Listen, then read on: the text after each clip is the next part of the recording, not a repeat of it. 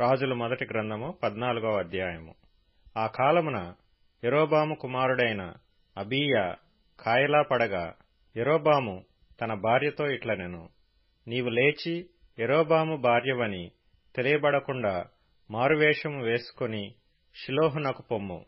ఈ జనుల మీద నేను రాజునగుదునని నాకు సమాచారం తెలియజెప్పిన ప్రవక్తయగు అహీయా అక్కడ ఉన్నాడు. కాబట్టి నీవు 10 రొట్టెలను అప్పములను 1 బుడ్డి తేనెయు చేతపట్టుకొని అతని దర్శించుము. బిడ్డ ఏమగునో అతడు నీకు తెలియజేయునని చెప్పగా, యరొబాము భార్య ఆ ప్రకారము లేచి షిలోహునకు పోయి అహీయా ఇంటికి వచ్చెను. అహీయా వృద్ధాప్యం చేత కండ్లు కానరానివాడై యుండెను. అంతటా యెహోవా అహీయాతో సెలవిచ్చినదేమనగా, యరొబాము కుమారుడు కాయిలాగా ఉన్నాడు గనుక అతని గూర్చి నీ చేత విచారించుటకై యరొబాము భార్య వచ్చుచున్నది. ఆమె మారువేషము వేసుకొని మరియొకతే అయ్యున్నట్టుగా వచ్చుచున్నది గనుక నేను నీకు సెలవిచ్చినట్టు నీవు ఆమెతో చెప్పవలెను. అంతలో అహీయా ద్వారము లోపలికి వచ్చునామె కాలి చప్పుడు విని ఆమెతో ఇట్లనెను, యరొబాము భార్య, లోపలికి రమ్ము. నీవు వేషము వేసుకొని వచ్చుట ఎలా? కఠినమైన మాటలు నీకు చెప్పవలనని నాకు ఆజ్ఞయాయెను.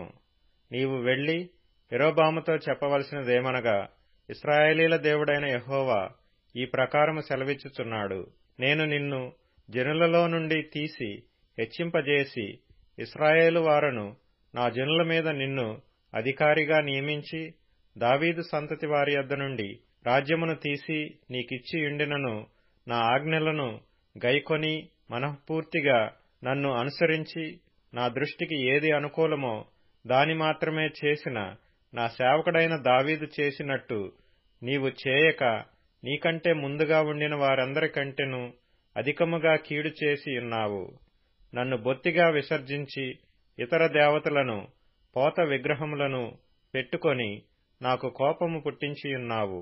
కాబట్టి యరొబాము సంతతి వారి మీదికి నేను కీడు రప్పించుచు ఇశ్రాయేలు వారిలో అల్పులు గాని ఘనులు గాని లేకుండా మగవారినందరినీ యరొబాము వంశము నుండి నిర్మూలము చేసి పెంట అంతయు పోవునట్లుగా ఒకడు అవతలకు దానిని ఊడ్చివేసినట్లు యరొబాము సంతతిలో శేషించిన వారిని నేను ఊడ్చివేయుదును. పట్టణమందు యరొబాము సంబంధులలో మరణమగు వారిని కుక్కలు తినును, బయట భూమిలో మరణమగు వారిని ఆకాశ పక్షులు తినును. యెహోవా మాట ఇచ్చియున్నాడు. కాబట్టి నీవు లేచి నీ ఇంటికి పొమ్ము. నీ పాదములు పట్టణములో ప్రవేశించున్నప్పుడే నీ బిడ్డ చనిపోవును. అతని నిమిత్తము ఇశ్రాయేలు వారందరూ అంగలార్చుచు సమాధిలో అతనిని పెట్టుదురు. ఇశ్రాయేలీల దేవుడైన యెహోవా యరొబాము సంబంధులలో ఇతనియందు మాత్రమే అనుకూలమైన దాని కనుగొనెను గనుక యరొబాము సంతతి వారిలో ఇతడు మాత్రమే సమాధికి వచ్చును. ఇదియుగాక యెహోవా తన నిమిత్తము ఒకని ఇశ్రాయేలు వారి మీద రాజుగా నియమింపబోవుచున్నాడు.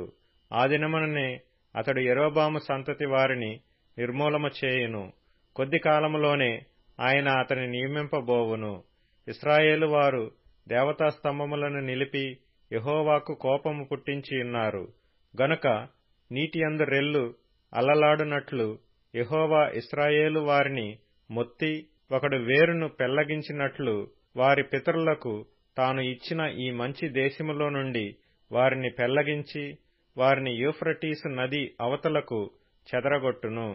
మరియు తానే పాపము చేసి ఇశ్రాయేలు వారు పాపము చేయుటకై కారకుడైన యరొబాము పాపములను బట్టి ఆయన ఇశ్రాయేలు వారిని అప్పగింపబోవుచున్నాడు. అప్పుడు యరొబాము భార్య లేచి వెళ్లిపోయి తిర్సా పట్టణమునకు వచ్చెను. ఆమె లోగిటి ద్వారపు గడప యొద్దకు రాగానే ఆ చిన్నవాడు చనిపోయెను. జనులు అతనిని సమాధిలో పెట్టి యెహోవా తన సేవకుడైన ప్రవక్తయగు అహీయా ద్వారా సెలవిచ్చిన ప్రకారముగా ఇశ్రాయేలు వారందరూ అతని కొరకు అంగలార్చిరి. యరొబాము చేసిన ఇతర కార్యములను గూర్చియు అతడు జరిగించిన యుద్ధములను గూర్చియు ప్రభుత్వమును గూర్చియు ఇశ్రాయేలు వారి రాజుల వృత్తాంతముల గ్రంథమందు వ్రాయబడియున్నది. యరొబాము ఏలిన దినములు 22 సంవత్సరములు. అతడు తన పితరులతో కూడా నిద్రించగా అతనికి మారుగా అతని కుమారుడైన నాదాబు రాజాయెను. యూదాదేశమందు సొలొమోను కుమారుడైన రెహబాము ఏలుచుండెను. రెహబాము 41 సంవత్సరముల వాడైనప్పుడు ఏలనారంభించెను. తన నామమునుంచుటకై ఇశ్రాయేలీల గోత్రములన్నిటిలో నుండి యెహోవా కోరుకొనిన యెరూషలేమును పట్టణమందు అతడు 17 సంవత్సరములు ఏలెను. అతని తల్లి అమ్మోనీయురాలు, ఆమె పేరు నయమా. యూదావారు యెహోవా దృష్టికి కీడు చేసి తమ పితరులు చేసిన దానంతటినీ మించున్నట్లుగా పాపము చేయుచు ఆయనకు రోషము పుట్టించిరి. ఎట్లనగా వారును ఎత్తైన ప్రతి పర్వతము మీదను పచ్చని ప్రతి వృక్షము క్రిందను బలిపీఠములను కట్టి విగ్రహములను నిలిపి దేవతాస్తంభములను ఉంచిరి. మరియు పురుషగాములు సహా దేశమందుండిరి. ఇశ్రాయేలీల ఎదుట నిలవకుండా యెహోవా వెళ్లగొట్టిన జనులు చేయు హేయక్రియల ప్రకారముగా యూదావారును చేయుచూ వచ్చిరి. రాజైన రెహబాము యొక్క 5వ సంవత్సరమందు ఐగుప్తు రాజైన షీషకు యెరూషలేము మీదకి వచ్చి యెహోవా మందిరపు ఖజానాలోని పదార్థములను రాజనగరు యొక్క ఖజానాలోని పదార్థములను ఎత్తుకొనిపోయెను. అతడు సమస్తమును ఎత్తుకొనిపోయెను. సొలొమోను చేయించిన బంగారపు డాళ్లను అతడు ఎత్తుకొనిపోయెను. రాజైన రెహబాము వీటికి మారుగా ఇత్తడి డాళ్లను చేయించి రాజనగరు ద్వారపాలకులైన తన దేహ సంరక్షకుల అధిపతుల వశము చేసెను. రాజు యెహోవా మందిరమునకు వెళ్ళినప్పుడెల్లా రాజదేహ సంరక్షకులు వాటిని మోసుకొని పోయి అతడు తిరిగి రాగా వాటిని తమ గదిలో ఉంచిరి.